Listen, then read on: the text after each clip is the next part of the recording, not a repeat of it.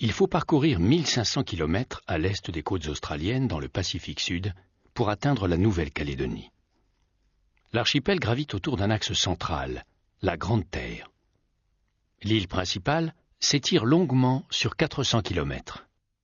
Elle est bordée par le plus vaste lagon du monde.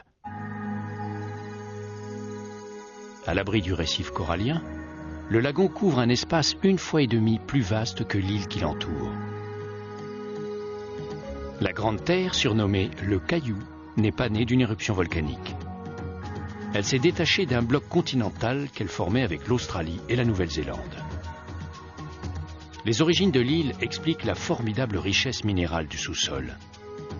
Mise au jour par l'érosion, les roches alternent le noir et le rouge selon leur composition chimique.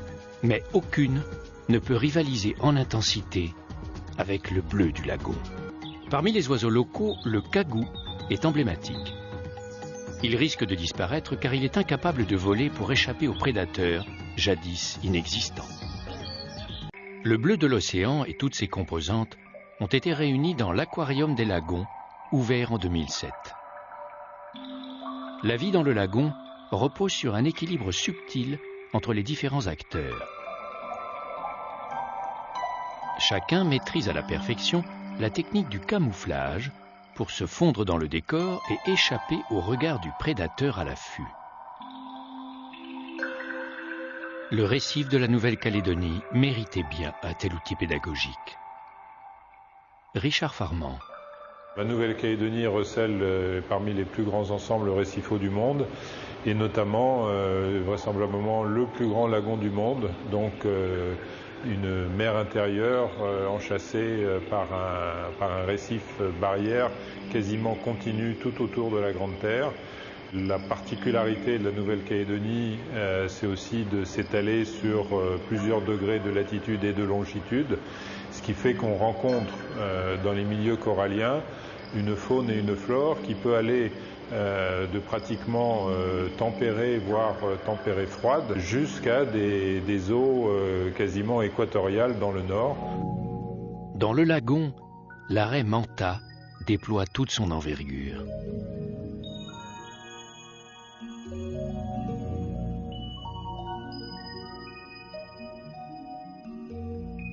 Grâce à la faible profondeur du lagon, l'eau est plus chaude et plus claire que dans l'océan. La tentation est grande de s'y arrêter. On a choisi d'élever un phare en métal parce qu'à l'époque on ne trouvait dans l'archipel ni tailleur de pierre ni maçon.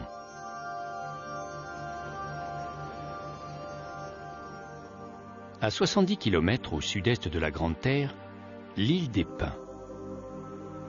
Le capitaine Cook, un navigateur anglais, fut le premier Européen à découvrir l'île au XVIIIe siècle.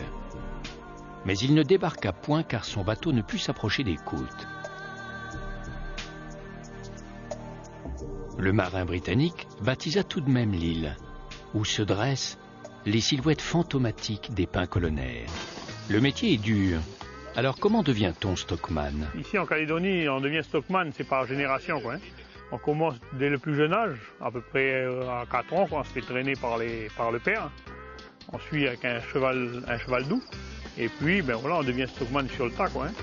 L'authentique stockman se reconnaît à son fouet, à ses bottes ornées d'un éperon et à l'inévitable chapeau, indispensable contre les ardeurs du soleil tropical.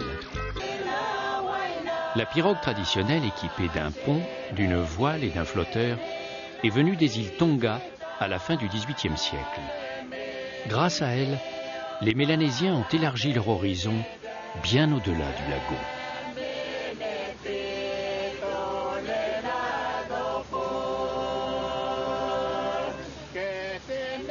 Sur la côte ouest, une plaine sépare le relief du littoral. En plusieurs endroits, elle est couverte par la mangrove, inondée d'eau salée lors des grandes marées. Les palétuviers dessinent des surfaces aux contours aléatoires.